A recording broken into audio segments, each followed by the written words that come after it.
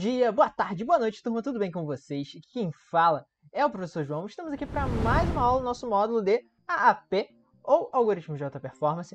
Então, gente, estamos aqui na nossa primeira aula teórica, tá? Totalmente teórica. Hoje eu vou falar algumas coisas também práticas, mas também vamos trabalhar bastante com a teoria, que vai ser uma coisa que a gente vai utilizar bastante, que vai ser a questão de estrutura de dados de pilhas, tá, gente? Vamos ver agora melhor como é que funciona esse tipo de estrutura de dados, o que são, para que eles servem, né? Que tudo isso está em volta dos algoritmos de alta performance, porque se eu quero trabalhar e ter um algoritmo que tenha uma alta performance, que ela trabalhe de maneira rápida, eficiente, etc., eu tenho que saber como tratar os meus dados, eu tenho que saber como estruturar esses meus dados. E nós vamos começar com essa estrutura de dados com pilhas, ok, gente? Bem, vamos logo começar. A primeira coisa que eu queria falar com vocês é o que é uma estrutura de dados. Estrutura de dados, gente, é uma parte da computação que estuda as formas, os mecanismos, as lógicas, tá? Por trás da própria criação, do processamento desses dados, tá, gente? Como é que a organização da estrutura de dados, gente, ela funciona, de como é que essa organização, como é que tudo isso que nós trabalhamos, né, da forma que nós colocamos os dados para o nosso processamento, para o nosso computador, de acordo com o código, o que ele implica na hora que ele é executado. Então, tudo isso tem a ver com a estrutura de dados, né? Que é como você vai empilhando ali, que ele vai ter uma estrutura mais forte, mais fraca e etc. Um exemplo básico que eu posso dar para vocês é um exemplo de engenharia, né? Se a gente vê assim um local com várias estruturas, com várias pilastras, né, aquelas vigas assim para segurar, é porque é uma estrutura grande, forte, aquilo ali é a base estrutural. Mesma coisa tem que ser dos códigos, né? Ele tem que ter uma base estrutural ali forte. E isso vem desde a lógica com que é montado esse mesmo código, até a disponibilização desses dados e a organização dos mesmos, tá? Vamos lá, vamos continuando aqui. Falamos um pouquinho sobre tratamento de dados. Como é que a gente vai tratar esses mesmos dados? Os dados, gente, eles têm que ser tratados e colocados de forma disposta que seja mais fácil um dado se comunicar com o outro. Imaginem com a seguinte ideia. Você trabalha numa empresa, qualquer empresa aí que seja, né? Que você tem vários galpões que guardam vários tipos de coisa.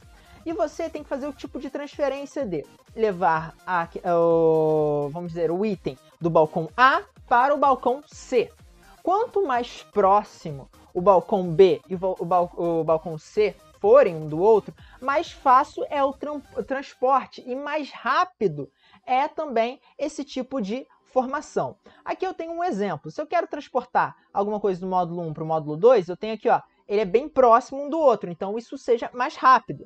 Então, é muito mais fácil eu transportar do módulo 1 para o módulo 6. Não faz sentido eu guardar coisas, né, no módulo 1 que façam contato com o módulo 6, porque o número de locais que eu vou ter que passar para ir do módulo 1 para o módulo 6 é muito grande. Então, o processamento desses dados é muita coisa que você fazer. Então, tem que mandar do módulo 1 para o módulo 2, para o módulo 3, para depois chegar no módulo 6. Né? Ou ir do módulo 1 para o módulo 4, módulo 5, módulo 6. Não dá. Enquanto que se eu fosse transportar para o módulo 4 ou para o módulo 2, eu só utilizaria um movimento, uma estrutura, uma forma de processamento.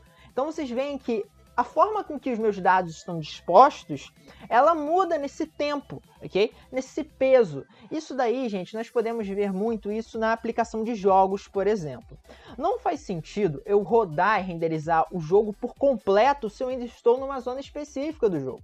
Eu gosto de dar muito o exemplo de God of War, né, do PS4, que lançou em 2018, se eu não me engano.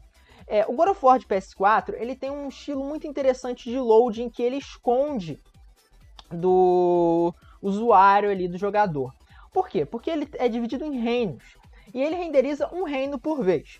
Então, quando você está jogando ali aquele reino, né, você tem ali uma visão, você tem um alcance ali de tudo que está renderizado, que você pode sentir que o que você está vendo você pode chegar lá, porém quando você vai mudar de reino, ele te coloca em uma sala escura, né? Acontece uma certa animação, enquanto é carregado para o módulo 6, né, para o próximo reino. Então, enquanto eu estou aqui, eu só vou carregar o que estou aqui. Se caso eu tenha que me transferir para cá, eu vou tirar o carregamento desse aqui e vou começar a carregar esse aqui. ok? Conseguiram pegar mais ou menos a ideia de como essa estrutura, como esses dados são tratados, isso pesa mais ou menos um código, né? Porque não faz sentido o meu personagem estar aqui, eu já renderizar isso tudo. Imagina o tempo que eu tenho que esperar, o quanto de processamento que eu ia gastar da minha máquina, né? Seja um PS4, um PC ou o que seja que esteja renderizando aquilo tudo, né? Só para vocês terem esse tipo de noção. Então, quando nós falamos de estrutura de dados, eu tenho que pensar em duas coisas, sobre dados e estruturas. Sempre quando eu falo de um dado, dado é o elemento que possui um valor ali, agregado, que pode ser utilizado para solucionar problemas computacionais. Os dados possuem tipos específicos. Nada mais são do que as variáveis, né? São, tipo assim, eu tenho um int, entidade, eu tenho ali um endereço de string, etc. Tudo isso são dados jogados. Porém, quando eu pego esses dados, né, eu junto ali o entidade, eu pego ali o string endereço e eu vou juntando, eu tenho uma estrutura. E isso me ajuda a estruturar o meu software, porque eu tenho ali a variável idade, não faz nada. Mas eu saber trabalhar com esse dado, eu posso criar uma estrutura de tratamento desse dado. Então, por isso que são divididos em dados e estruturas, que são conjunturas daquilo, para carregar tudo para dentro de um software. Então, pense no seguinte. Eu ter ali apenas uma informação A, não faz sentido. Mas se eu for botar ali junto várias informações, eu tenho uma estrutura ali de dados. Pensem que o entidade não faz nada. O string nome não faz nada. Mas se eu tenho string nome, entidade, junto com o int telefone, ou double telefone, vou juntando, eu tenho a estrutura aluno, eu tenho a estrutura pessoa. Entenderam? Então, a conjuntura desses dados, eu crio uma estrutura. Depois nós vamos falar bem mais sobre isso na hora que nós formos falar sobre orientação a objetos, mas só para vocês já terem aquela palhinha marota. Bem, vamos lá. A principal estrutura de dados que nós vamos conversar hoje, que é tipo assim, um jeito de nós tratarmos com esses dados, né? Lembramos que dados são coisas específicas, estruturas são a forma que eles são tratados e organizados. A primeira deles é as pilhas, tá, gente? Não é pilha de carregar celular, eu ia falar celular, né? Nada a ver. Pilha de carregar controle, ou o que seja aí que vocês estão utilizando, não. Pilha de literalmente uma coisa sobre a outra, tá? Eu tenho aqui um exemplo de pilha. Aonde que eu vou dar um exemplo bem simples de pilha. É uma pilha de louça, né? Quando você vai lavar a louça, você vai lá, secou, lavou, botou aqui. Terminou, secou, lavou, vai colocando ali. Terminou, lavou, então, ele tem um estilo LIFO, que nós chamamos Last and the First Out, onde que o último elemento a ser inserido vai ser o primeiro a ser retirado. Então, o último que eu coloquei ali na pilha vai ser o primeiro que eu vou retirar. Assim como o primeiro que eu coloquei vai ser o último a ser retirado. Entenderam como é que é esse estilo? Professor, me dá uma aplicação mais prática do que só uma pilha de pratos, né? Vou dar um exemplo para vocês. O sistema de gerenciamento do computador de vocês, ele funciona em pilha. Por quê? Quanto mais você vai utilizando e processando um certo aplicativo, um certo dado, etc., ele fica no topo da pilha. Então, é de mais fácil acesso para a máquina. Então, se você utiliza muito, vamos supor assim, o Google Chrome, se você utiliza muito o Excel, ele já vai estar ali logo no topo da pilha, então ele vai carregar mais rápido, ele não vai ter que ir lá embaixo para retirar. Estão vendo como esse estilo aqui de tratamento de dados, de o movimento, aonde que eu vou pegar, ele tá pesando agora no processamento? A mesma coisa aqui. Se eu estou utilizando muito um certo estilo, um atalho rápido, ele vai pegar mais rápido. Entenderam? Então, a última coisa que eu inseri vai ser a primeira que eu vou poder retirar de maneira mais fácil, ok? Então, se o primeiro processamento que o meu computador fez, né, quando ele foi iniciado pela primeira vez, foi iniciar a BIOS, né, vai ser a coisa mais difícil de eu pegar. Por quê? Porque ele está lá embaixo, em utilização.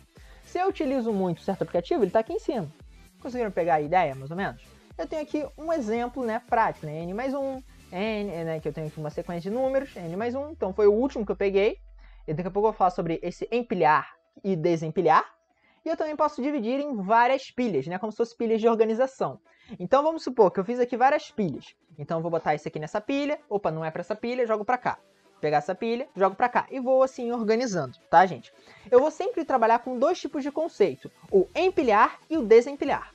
O empilhar é quando eu boto uma informação sobre a outra, né? Então essa característica está sobre esta característica. Então ela está no topo, ela é mais fácil de acesso, enquanto isso aqui é um pouco mais difícil. Quanto mais embaixo, mais difícil de realizar, processar essa característica, né, esse dado. Quanto mais em cima, mais fácil é. Então, empilhar, push, em cima. Pop, retirar da pilha. Empilhar, push, desempilhar, pop. Pensem sempre nisso. Lembrando que é um sistema LIFO, last and the first out, ok? Continuando aqui o nosso sistema. Eu tenho aqui alguns exemplos, né, bastante texto, mas eu vou explicar e exemplificar aqui para vocês, né, tudo isso de forma bem visual para vocês, né? São exemplos de pilhas, um sistema, né, que eu já falei para vocês. Pilhas, nós trabalhamos principalmente com funções recursivas, tá, gente? Recursividade é uma coisa que eu já ensinei no nosso último módulo, mas ele vai se tornando cada vez mais importante, recursividade. Você chamar uma coisa, depois chamar ela de novo, chamar ela de novo, chamar de novo, chamar de novo várias vezes. Quando nós formos a trabalhar com merge sort, né, que é a gente começou semana passada sobre insertion sort, a gente vai falar sobre merge sort, vocês vão ver que a recursividade vai começar a pesar muito, que é uma forma de tratar esses dados. Mas não tem como ensinar esse tipo de coisa, né, sem eu falar sobre pilhas, sem eu falar sobre filas, que você tudo isso para uma próxima aula, tá, gente? Então nós temos que ter noção que quando eu trabalho também, eu tenho um mecanismo de fazer, refazer, desfazer e fazendo assim tudo isso, né? Tudo isso eu trabalho com um sistema também de dados, né, de pilhas. Quando eu falo para desfazer algo, né, ele desfaz a última que está aqui. Quando eu falo para refazer, ele põe de novo, empilha de novo. Entenderam a ideia, né, de ordem? Navegação de páginas da web também utiliza o sistema de pilhas, né, que eu vou voltando, né, que eu vou apertando lá para voltar, retroceder, ele vai guardando ou colocando ali nas pilhas.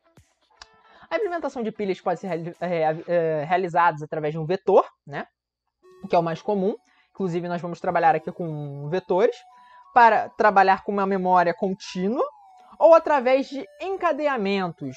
Isso aí de encadeamentos, de lista, nós vamos falar depois para uma próxima aula, tá, gente? Mas, só para vocês terem noção, para quem já conhece as listas de encadeamento, também posso trabalhar com pilhas em listas, tá?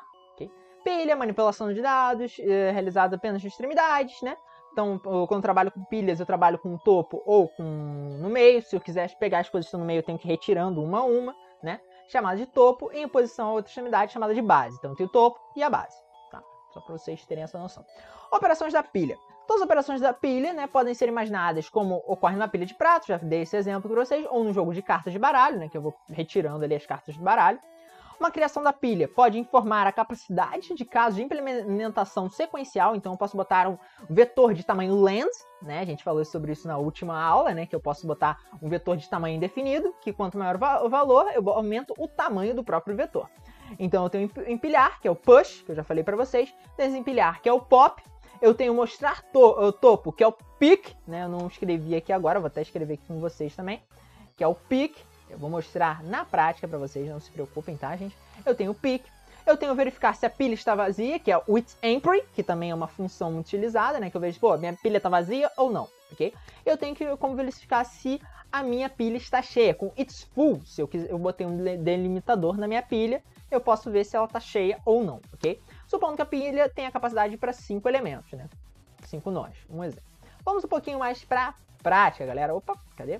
Ok, deixa eu clicar lá de fora. Continuando. Bem, antes de tudo, gente, nós temos que ter o seguinte reconhecimento, a seguinte mentalidade. Para utilizar o comando de pilha, eu tenho que declarar que aquilo é uma pilha. Pelo menos isso em C#, tá, gente? Como assim eu tenho que declarar que ela é uma pilha? Eu tenho que falar que a minha estrutura de dados que eu vou estar utilizando é a estrutura de dados X. Se eu for estar utilizando uma estrutura de dados de filas, que nós vamos falar na próxima aula, eu tenho que declarar que it's a filas. Eu tô falando de Java, né? Mas enfim, eu tenho que declarar, né, no caso de C#, new stack, né? Ou new string, etc. E por aí vai indo, ok, gente? Então sempre eu tenho que declarar que tipo de dados estão sendo tratados ali no meio, tá? Como é que eu trabalho com isso? Aqui eu tenho aqui os users, né, as bibliotecas que eu estou utilizando, né, Ling, Task, Collection, Generic. A própria System já funciona, mas se vocês quiserem utilizar Collections Ling, eu super recomendo, tá? São alguns exemplos aí que a gente pode colocar. Class Program, isso aí a gente vai passar para o próximo, né? Static Void Main, né, a main aqui já está colocada, e vamos colocar lá. Logo, de cara, vocês podem ver que eu declaro aqui stack. Para quem não sabe, stack é pilha em inglês. Do tipo string, ok? Por que do tipo string? Eu vou colocar ali informações strings, tá? Coloquei ali uma informação do tipo string, mas poderia colocar int, float, o que vocês quisessem colocar. O nome da pilha, né? Nesse caso eu botei minha pilha. E logo depois, né, a criação da instância, né? Eu vou criar agora a instância. Primeiro eu declarei e agora eu criei ela. Então, new stack do tipo string, que no momento ela se encontra vazia, tá? Ponto e vírgula. E agora, se eu quiser empilhar as minhas informações, né, naquela minha pilha que ela se encontra agora vazia, eu vou agora colocar os elementos de push, ok? Bem, gente, para melhor visualização de vocês, eu peguei aqui um baralho de cartas, né, que eu acho que é a melhor forma, né? Sempre quando eu boto aqui o comando minha pilha.push, significa que eu quero colocar alguma coisa na pilha. Nesse caso, ele botou uma string, né? A primeira carta. Push. Primeira carta. Olha onde que ela está na minha pilha. Push. Segunda carta. Colocar, ó, a primeira carta está aqui embaixo, a segunda carta está aqui em cima. Okay?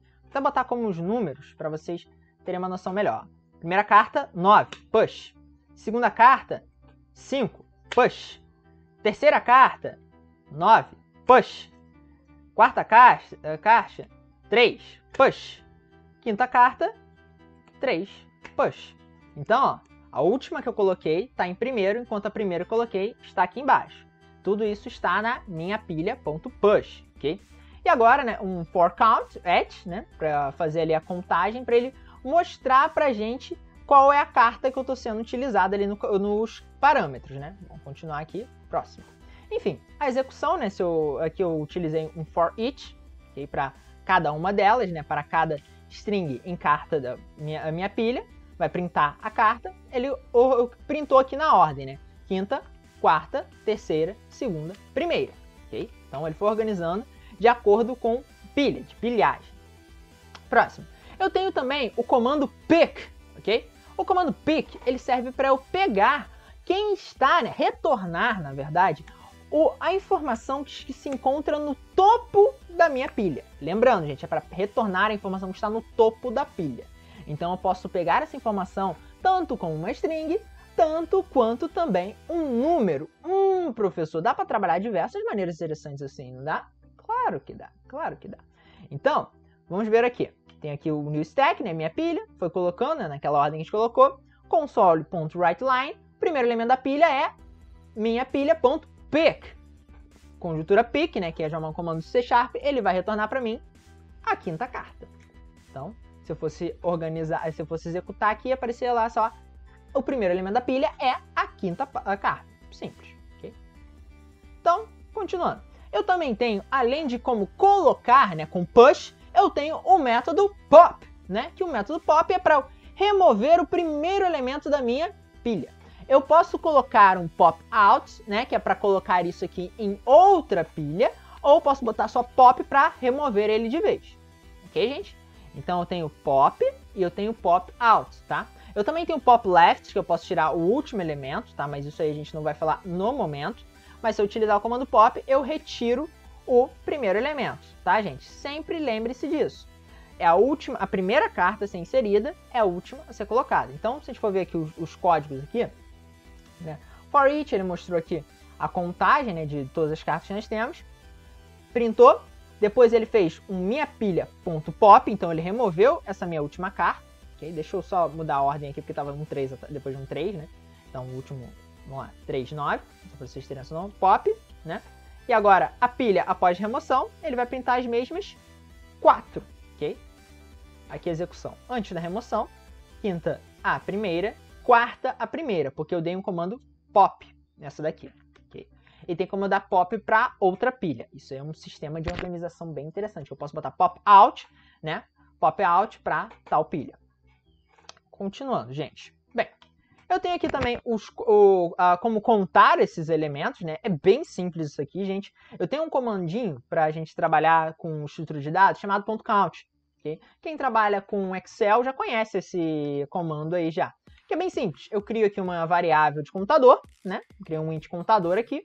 E eu botei assim, ele vai contar quantos itens tem na minha pilha. Então, o variável contador vai receber quantos itens na minha pilha. Então, minha pilha, count. Então, se tiver 5 elementos na minha pilha, o meu contador vai valer 5. Se tiver 10 elementos na minha pilha, ele vai valer tanto. Então, só você botar o nome da estrutura de dados, né, que estiver trabalhando, ponto count. Simples. De boa, né, gente? Excluindo dados da pilha, se eu quiser limpar toda a minha pilha, gente, eu uso o ponto clear, né, que é bem interessante, que às vezes eu terminei de utilizar, quero limpar os dados que eu estou utilizando, clear. Okay? Então, sempre lembre-se, a gente deixa o código, né, a estrutura, o processamento mais limpo possível. Então, se eu botar clear, não tem mais nada dentro daquela lista. Então, às vezes eu posso reutilizar ela, etc. Bem simples, né? Continuando. Então, gente, eu ia falar continuando, né? Mas é só isso aqui por hoje, tá, gente? Depois eu vou continuar com vocês com outros sequenciais de pilhas e de filas, tá, gente? Que a gente vai trabalhar também com fila na próxima aula. E agora a gente vai trabalhar com alguns exercícios, tá? Eu separei aqui 8 exercícios utilizando essa estrutura de dados de pilha, tá?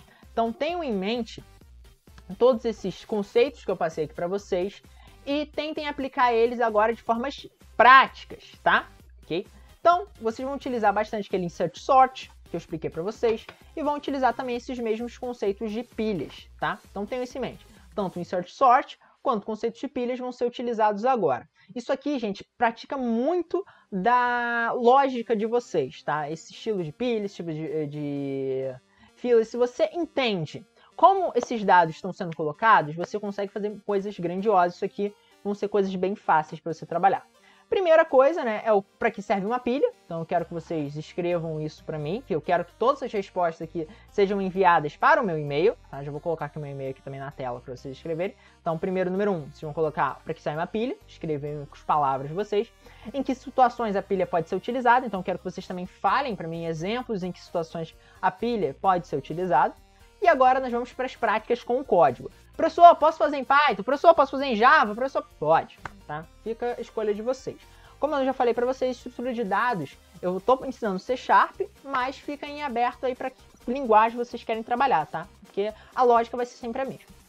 Número 3, né, eu vou explicar para vocês. Suponha que uma pilha possua 4 valores na seguinte ordem. 1, 2, 3, 4. Qual seria a sequência correta das operações de inserção e eliminação para se obter registro na ordem 2, 4, 3 e 1. Pensem nisso. Quais seriam as operações que você teria que colocar para colocar nessa sequência? Isso vocês vão me responder de que forma? Em código, tá? Número 4. Uma sequência de operações de inserção e eliminação, push, out, né, perdão, push e pop, numa pilha é dita válida se ela tem igual número de is e esse. E todas as operações podem ser efetuadas na pilha, ou seja, a eliminação só pode acontecer se a pilha não estiver vazia. Formule essa regra que permite sequenciar de IEE ou se é válida ou não. Entendeu? Então você tem que falar se a minha pilha ela tem essas informações ou não, sempre inserindo ou retirando, tá? Utilizem a lógica de vocês. A número 5. Considere uma pilha que armazene caracteres, ok, gente, caracteres. Faça uma função que determine que uma string de forma XY, onde X é a cadeia formada de caracteres arbitrários e Y é o reverso. Resumindo, eu tenho aqui uns caracteres e o meu Y é meus caracteres inverso. Isso é bem simples, né? Posso colocando aqui uma pilha, né, com esses caracteres, e eu quero ter uma outra pilha com o inverso desses caracteres, ok? Considere que X e Y são duas strings distintas. Então eu quero que vocês recebam uma sequência de caracteres, em uma pilha coloque os caracteres ordenados, na outra o inverso desses mesmos caracteres. Número 6, quero que vocês escrevam um algoritmo utilizando uma pilha que inverta as letras de cada palavra. Por exemplo, um texto terminado com ponto, preservando a ordem das palavras. Por exemplo, dado texto. Esse exercício é muito fácil. Então, ó, ele vai por palavras. Este inverteu este. Exercício inverteu exercício. Inverteu muito, inverteu fácil. Que aí vocês vão dividir essas palavras com um ponto. Bem fácil. Só botar um if aí, tá, gente? Pensem bem, vocês conseguem fazer isso de boa. Número 7. Considere uma pilha que armazene caracteres e escreva uma função que verifique se uma palavra é um palíndromo, né? Quem não lembra, né, do palíndromo? Palíndromo é o contrário de uma outra mesma coisa, né? Que tipo assim, por exemplo, né, arara. Arara é um palíndromo. Se eu for escrever arara ao contrário, ainda é arara. Então eu quero que vocês verifiquem se uma palavra é um palíndromo ou não. Bem fácil ver isso com pilhas, tá, gente? Só fazer um comparativo aí de inserir pilha, colocar pilha. Tentem trabalhar em cima disso. Número 8, eu quero que vocês escrevam um programa que utilize uma pilha para verificar se as expressões aritméticas estão com parentesização correta. O programa deve verificar as expressões para ver se cada uma abre parênteses, fecha parênteses, correspondem uma a cada outra. Então, por exemplo, aqui, ó, abrir, fechou, abrir, fechou, abrir, fechou, sempre não pode ter ninguém sozinho, tá, gente? Esse aqui é bem de boa. Se vocês forem ali trabalhar com pilhas, né, fazerem comparações entre as pilhas, vocês conseguem fazer isso também, tá, gente? Então, o exercício de hoje vai trabalhar bastante com a lógica de vocês. Eu vou adorar ver essas respostas, tá, gente? E são respostas, gente, que caem em provas, tá? São provas, não provas só de curso, mas provas para vocês entrarem num emprego ou coisa assim do gênero, tá? Então, gente, vou acabando por aqui. Espero que vocês tenham gostado. Qualquer dúvida, por favor, deixem nos comentários. Ah, antes que eu me esqueça, né, deixa eu colocar aqui o e-mail para envio. É o mesmo e-mail de sempre, tá? E-mail. João Marcelo Cardoso @gmail.com, ok? marcelocardoso@gmail.com, que é o e-mail para envio de vocês. Deixa eu só jogar isso aqui pra cá. E-mail para envio. Show, gente. É só isso. Eu sou o Marcelo se despedindo. Valeu, falou, até a próxima, gente. Tchau, tchau. Fui!